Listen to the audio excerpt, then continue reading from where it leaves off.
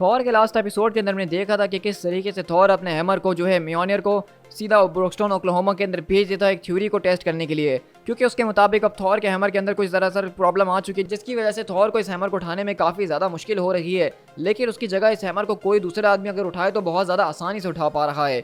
और इसी थ्योरी को चेक करने के लिए उसने अपने हैमर को अर्थ के ऊपर भेजा था, जहाँ पे हम देखते हैं कि बेसिकली एक आदमी जिसका नाम आदम अजीज था, वो बेसिकली इस हैमर को रिवील कर लेता है और अगले पल वो थॉर की तरह एक ज़बरदस्त किस्म के सुपर हीरो के अंदर ट्रांसफॉर्म हो जाता है।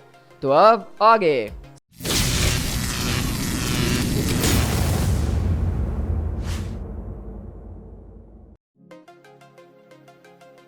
Since the dawn of Asgard, since the ancient times of Buri, जब से ही एसगार्ड की शुरुआत हुई है, जब से ही सारा का सारा एंशिएंट टाइम चला करता था बूरी के दौर का, तब से ही ये चीज़ मौजूद है और हमेशा आगे जाके मौजूद रहने वाली है, जिसको a great book of kings कहा जाता है, written and read only by them. ये एक ऐसी किताब है जिसके अंदर इन्फिनाइट पेजेस मौजूद हैं। ये वो किताब है जिसके अंदर एसगार्ड से जुड़ी हर एक कहानी जो कि आज तक गुजर चुकी है, उसका हर एक हिस्सा इस किताब के अंदर मौजूद है। चाहे हम इसकी बात करें उस शुरुआत से जिसके जरिए पूरे के पूरे एसगार्डियन गॉड्स का जन्म हुआ था, या फिर हम बात करें tales of death and rebirth की, या हम रैग्नारॉक या रिजरेक्शन की क्यों ना बात करें, हम लव एंड पावर की क्यों ना बात करें, हम winter and lightning and thunder की क्यों ना बात करें, हम ब्लड टाइडन एंड वॉर की क्यों ना बात करें, हम मैन मॉन्स्टर या मिथ्स की क्यों ना बात करें।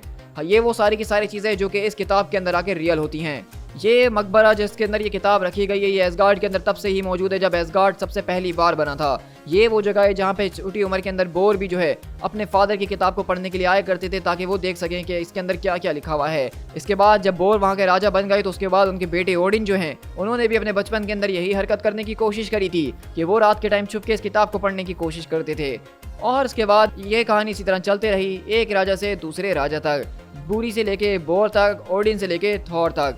इनमें से हर एक राजा जब अपने बचपन के अंदर इस किताब को पढ़ने के लिए बहुत ही ज़्यादा एक्साइटेड रहा करता था। उसके लिए ये एक ऐसी चीज़ थी जिसको पाना उसके लिए सबसे बड़ी बात मानी जाती थी, ताकि वो इस किताब को खोल के देख सके कि उसके फ्यूचर की, उसकी डेस्टिनी के बारे में इस किताब के अंदर क्या लिखा गया है। लेकिन जब भी कोई बच्चा उस किताब को खोलता था तो उसके अंदर उसको कुछ भी नहीं मिलता था, क्योंकि ये किताब सिर्फ एसगार्ड के राजाओं के लिए बनाई गई है, ट्रू किंग ऑफ एसगार्ड के लिए। सिर्फ जो एसगार्ड के राजा हैं वही इस किताब के अंदर लिखी हुई बातों को पढ़ सकते हैं। इसके अलावा कोई भी एसगार्डियन, कोई भी इंसान, कोई भी मोर्टल इसका एक अल्फाज तक नहीं पढ़ सकता है।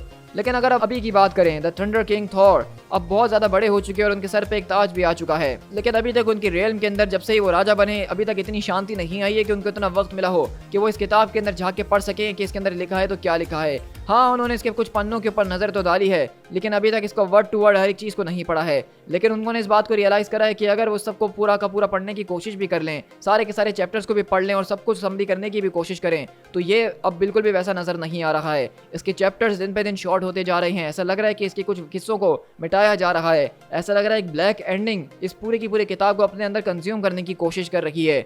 लेकिन इसके बावजूद अगर इस पूरी की पूरी किताब को वो पढ़ भी ले, तो थॉर ने इन सारे के सारे किताब के अंदर आज तक जितनी भी बातें, जितनी भी कहानियां, जितनी भी स्टोरीज को पढ़ा है, उसके अंदर कभी उन्होंने इसका मेंशन नहीं देखा। और अगले बार हम देखते हैं कि बेसिकली वो यहाँ पे बात हो रही है इसी पूरे के पूरे इंसिडेंट की कि किस तरीके से यहाँ पे एडम अजीज थॉर के अंदर ट्रांसफॉर्म हो चुका है और टोनी स्टार्क सबको पीछे करने की कोशिश कर रहा है कि भाई लोग सब पीछे हो जाओ। लेकिन हम देखते हैं कि वहीं से एडम बोलता है, मुझे माफ़ कीजिएगा सर, ये अभी हुआ क्या है अचानक, लेकिन क्या आप दोबारा से वो फोर्स फील्ड बना के सबको पीछे नहीं कर सकते हैं? तो वहीं से टोनी बोलता है कि मेरी फोर्स फील्ड बिल्कुल ठीक थी, ठीक है ना, तुम्हारी ये क्रेजी स्पेस मैजिक ने मेरे पूरे की पूरी शील्ड्स को बर्बाद कर दिया है, चलो अब मुझे कुछ और ट्राई करने दो। और अगले बार हम देखते हैं कि टोनी अपने हाथ से सारे के सारे वहाँ पे जो कैमरास वगैरह होते हैं उन सबको बिल्कुल बेकार कर देता है और बोलता है कि चलो यहाँ से निकलने का वक्त आ चुका है, कहीं और चल के बात करते हैं। तो वो बोलता है कि आपने किया क्या है? तो टोनी बताता है कि ये सिर्फ एक शॉर्ट बस्ट ईएमपी है जिसकी वजह से इनके सारे के सारे कैमरास बेकार हो चुके हैं और अब इनके कैमरास के अंदर पुरानी कैप्टन अमेरिका की फुटेज चल रही है। इसका मतलब अगर वो यहाँ पे रह के अपने कैमरास को ऑन रखेंगे तो उनकी रेटिंग जो है चैनल्स की सिर्फ गिरने वाली है। और इसी तरह आयरन मैन बोलता है कि देखो, इसके अंदर तुम्हारी कोई गलती नहीं है, तुम कभी भी इस मैच का हिस्सा नहीं बनना चाहते थे, मुझे माफ करना, लेकिन ये तुम्हारी ओरिजिन स्टोरी नहीं हो सकती है, अब तुम्हें मुझे ये हैमर देना ही होगा। तो एडम बोलता है हाँ हाँ बिल्कुल, मैं तो उसको कभी देना ही नहीं चाहता था। तो टोनी बोलता है कि ओ कम ऑन मैन, अब चलो मुझे फौरन से ही दे दो, वैसे भी इस टाउन के अंदर हैमर्स के साथ मेरी कुछ अच्छी बनी नहीं है। लेकिन अगले पल जब यहाँ पे आयरन मैन उससे हैमर ले रहा होता है, अगले पल यहाँ पे बायफ्रॉस्ट खुलता है और हम देखते हैं कि कोई और नहीं बल्कि थॉर टेलीपोर्ट होते हुए आता है।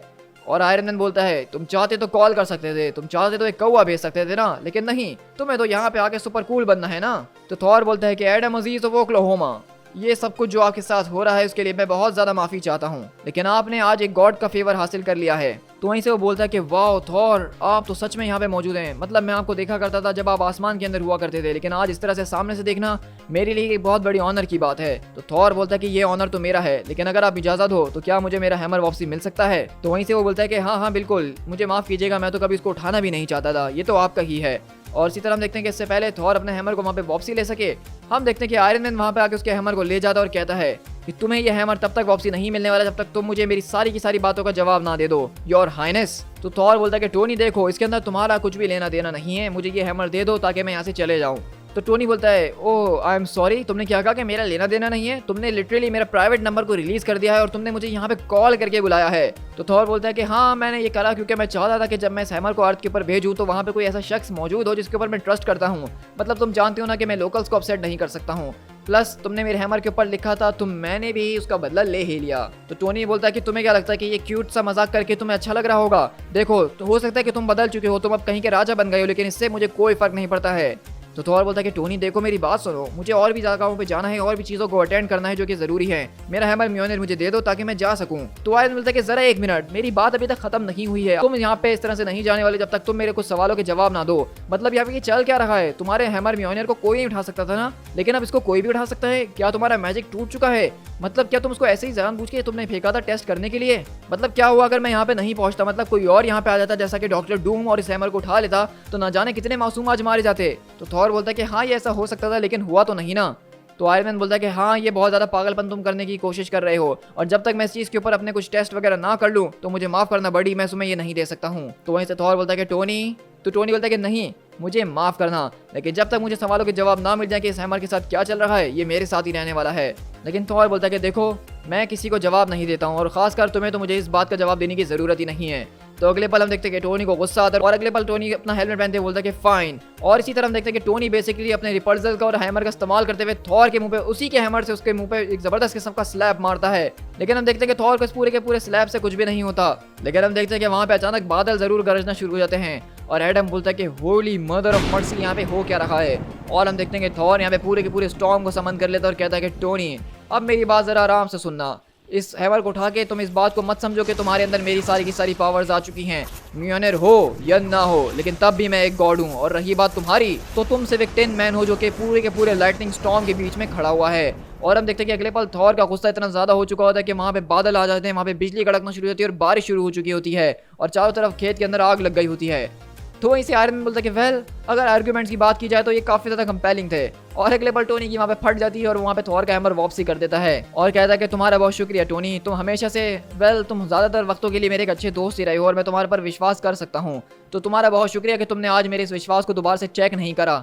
तो वहीं से टोनी बोलता है कि हाँ यार, लेकिन तुम जानते हो ना कि ये सब कुछ हो रहा है तो मेरे अंदर के साइंटिस्ट मुझे काटना शुरू कर देता है। मतलब ये हो रहा है तो क्यों हो रहा है? तुम जानते हो ना हम साइंटिस्ट के अंदर इस तरह के प्रॉब्लम्स मौजूद होते हैं। तो वो कहता है कि हाँ मैं तुम्हारी बात को समझता हूँ टोनी, लेकिन अभी मुझे जाना होगा यहाँ से, और ये मेरी मैस है तो मैं इसको खुद ही क्लियर अप कर लूंगा। तुम्हारा बहुत शुक्रिया। तो वहीं से टोनी बोलता है कि हाँ हाँ श्योर तुम ये कर सकते हो, लेकिन मेरी बात सुनो। देखो मैं जानता हूँ कि तुम पिछले कई दिनों से मसरूफ चल रहे हो, तुम अर्थ के ऊपर भी नहीं आ रहे हो, तुम्हारे साथ बहुत कुछ चल रहा होगा, लेकिन मेरे हिसाब से तुम्हें जो एक वेकेशन ले लेनी चाहिए, थोड़ा सा टाइम स्पेंड अपने साथ करना चाहिए। एक वीकेंड की तुम्हें ज़रूरत है क्योंकि तुम्हारे ऊपर काफ़ी ज़्यादा घाव नजर आ रहे हैं और उनको भरने का अभी तक सही से टाइम नहीं मिला है। तो थॉर बोलता है कि ये बात तो तुम्हारी ठीक है टोनी, लेकिन एक राजा के नसीब में आराम कहाँ लिखा होता है। लेकिन अगर मैं तुमसे एक फेवर मांगू तो क्या तुम मुझे मना तो नहीं करोगे? मैं चाहता हूँ कि तुम मुझसे एक ओथ लो।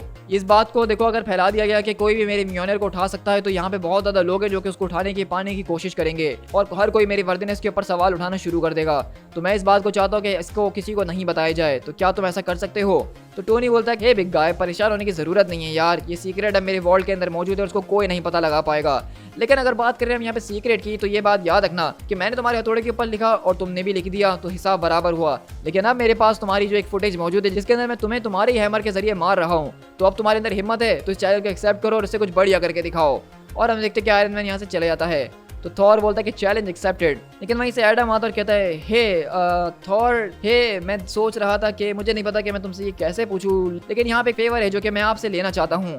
और अगले बार हम देखते हैं कि यहाँ पे एडम बेसिकली थॉर का हैमर म्योनिर लेता है और आसमान के अंदर उसको घुमाते हुए उड़ना शुरू कर देता है और थॉर भी उसके साथ एंजॉय कर रहा होता है और कहता है ये तो बहुत ही बढ़िया है, अब इसको आराम आराम से घुमाओ और ग्रेजुअली नीचे आ जाओगे तुम। और इसी तरह हम देखते हैं कि एडम वहाँ पे थॉर के एक राइड लेता है हैमर के जरिए और वहाँ पे नीचे उतरता है और कहता है कि कैसा था ये?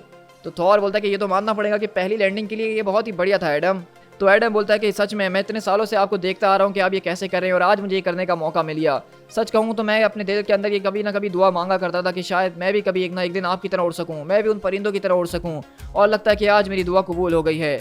मैं बस आपका शुक्रिया अदा करना चाहता हूँ थॉर। तो थॉर मुस्कुराता और कहता है कि शुक्रिया की कोई बात नहीं है Adam, it is in fact. इसीलिए तो दुआओं को कहा जाता है कि करनी चाहिए, क्योंकि हम नहीं जानते कि कब किसकी दुआ कैसे कबूल हो जाए। तो वहीं से एडम बोलता है हाँ ये तो आपने बिल्कुल ठीक कहा, लेकिन आप इससे वरना पीछा कैसे छुड़ाओ, मतलब ये सारा का सारा गेटअप, आप जरा नाराज मत हुइएगा। तो थॉर बोलता है कि नहीं नहीं, नाराज होने वाली कोई बात नहीं है, सिंपली म्योनियर को जमीन के ऊपर अपने पूरे के पूरे माइट के साथ मारो, वो तुम्हें चेंज कर देगा। उसी तरह हम देखते हैं कि एडम हैमर को जमीन के ऊपर मारता और अगले पल अपने एडम वाली फॉर्म के अंदर आ जाता है और कहता है कि बहुत शुक्रिया आपका सब के लिए, मेरे लिए ये बहुत ही बड़ी बात है, आप अपना ख्याल रखिएगा प्लीज़। तो वहीं से थॉर बोलता है कि हाँ हाँ बिल्कुल एडम, और तुम भी अपना ख्याल ज़रूर रखना। और इस तरह हम देखते हैं कि वो अपने रास्ते चले जाता है, लेकिन कहता है कि हे मैं जानता हूँ इस बात को कि मैं कोई एवेंजर या आपको कोई दोस्त वगैरह तो नहीं हूँ, लेकिन मैं इस बात को जानता हूँ कि मैं एक अच्छा मैकेनिक ज़रूर हूँ, और मैं जानता हूँ कि आपके साथ कुछ ना कुछ मुश्किलें चल रही हैं जो आप मेरे साथ शेयर नहीं करना चाहते हैं। लेकिन जैसा कि हर चीज़ जो है एक तरह की मशीन होती है, और मेरे एक्सपीरियंस ने ज़िंदगी के ये बताया कि अगर किसी मशीन की कोई गड़बड़ हो तो आपको सिंपली जो है स्विच को ऑफ करके ऑन करने की ज़रूरत होती है, और ज़्यादातर चीज़ें उसी से ठीक हो जाती हैं। तो थॉर बोलता है कि अच्छा, और अगर स्विच ऑन ऑफ करने से भी चीज़ ठीक ना हो तो एडम बोलता है कि अगर ऐसा ना हो तो यूजुअली मैं अपने हैमर का इस्तेमाल करके उसको पीटता रहता हूँ, और इन दी एंड बात बनी जाती है। बेस्ट ऑफ लक आपके फ्यूचर के लिए, और हाँ अगर आपको मेरे पास किसी भी तरह की कोई भी ज़रूरत हो तो कभी भी हिचकिचाइएगा नहीं, मैं कोई स्ट्रेंजर नहीं हूँ अब। और इसी तरह हम देखते हैं कि थॉर अपने रास्ते वहाँ से बढ़ जाता है और एडम अपने रास्ते चले जाता है। लेकिन इसी तरह हम देखते हैं कि थॉर यहाँ पे बेसिकली घूम रहा होता है ब्रुकस्टोन ओक्लाहोमा के अंदर, जहाँ पे उसको टोनी स्टार्क की बातें याद आ रही होती हैं कि किस तरीके से उसको वेकेशन लेनी चाहिए, और वहाँ पे उसको एडम की बातें भी याद आ रही होती हैं कि किस तरह से चीज़ों को फिक्स करने के लिए ऑन ऑफ करने की ज़रूरत होती है, और वो कोई स्ट्रेंजर नहीं है। लेकिन इसी तरह हम देखते हैं कि थॉर बेसिकली यहाँ पे डोनाल्ड ब्लेक के कमरे के अंदर आता है, जहाँ पे वो देखता है डोनाल्ड ब्लेक वाली पर्सनैलिटी को, और उसको ख्याल आता है कि शायद अब उसको जो है थोड़े टाइम डोनाल्ड ब्लेक वाली फॉर्म के अंदर रहना चाहिए एक वेकेशन के लिए। दी एंड। सो गाइज यहाँ पे हमारा जो है बेसिकली हैमर फॉल वाला जो स्टोरी आर्क था, जो कि 2 एपिसोड्स के अंदर था, वो खत्म होता है। तो उस स्टोरी आर्क के अंदर कोई ज़्यादा हमें एक्शन वगैरह देखने को तो ना मिला, लेकिन हमने देखा कि किस तरीके से यहाँ पे थॉर जो है अब उसके हैमर के साथ कुछ ना कुछ गड़बड़ चल रही है, कि किस तरीके से थॉर के लिए वो हैमर भारी होते जा रहा है, लेकिन उसके अलावा कोई भी इसको जो है अब आसानी से उठा सकता है। हमने देखा कि किस तरीके से आयरन मैन ने थॉर के हैमर को उठा के थॉर के ऊपर एक ज़बरदस्त किस्म का ब्लो मारा, तो ये चीज़ एक बहुत ज़्यादा आइकॉनिक इमेज बन गई है इस पूरी की पूरी कॉमिक की। तो इसके अलावा आप लोग मुझे बताइएगा कि आपको ये वाला स्टोरी आर्क कैसा लगा। अब इसके बाद जो हमारा अगला स्टोरी आर्क होने वाला है उसका नाम द प्रे है, और वो स्टोरी आर्क काफ़ी ज़्यादा इंटरेस्टिंग है, जिसके अंदर हम डोनाल्ड ब्लेक के हवाले से एक बहुत ही ज़्यादा इंटरेस्टिंग किस्म की स्टोरी को देखने वाले हैं। तो उसको भी मैं अपने चैनल के ऊपर कोशिश करूँगा कि डेली बेसिस पे आपके साथ शेयर करूँ, ताकि आप लोग एंजॉय कर सकें। सो गाइस, अगर आपको ये वीडियो पसंद आई है तो वीडियो को लाइक करना, कमेंट करना बिल्कुल भी इसके नीचे मत भूलिएगा, और साथ ही साथ अगर आप चैनल पे फर्स्ट टाइम आ रहे हो और इस तरह के ऑसम कॉमिक्स को हमारे चैनल पे एंजॉय करना चाहते हैं तो चैनल को सब्सक्राइब करना बिल्कुल भी मत भूलिएगा, और साथ साथ बेल आइकन जरूर दबाइएगा। इसी के अलावा मेरे दूसरे चैनल स्पीड टाइगर एक्सप्लेन को भी सब्सक्राइब कीजिए, जहाँ पे मैं मूवीज रिव्यूज और ट्रेलर ब्रेकडाउन्स वगैरह को कर ही रहा होता हूँ। So guys, this is speed tiger, मिलते हैं अपने किसी और कॉमिक बुक सीरीज के साथ। Till then, thank you so much.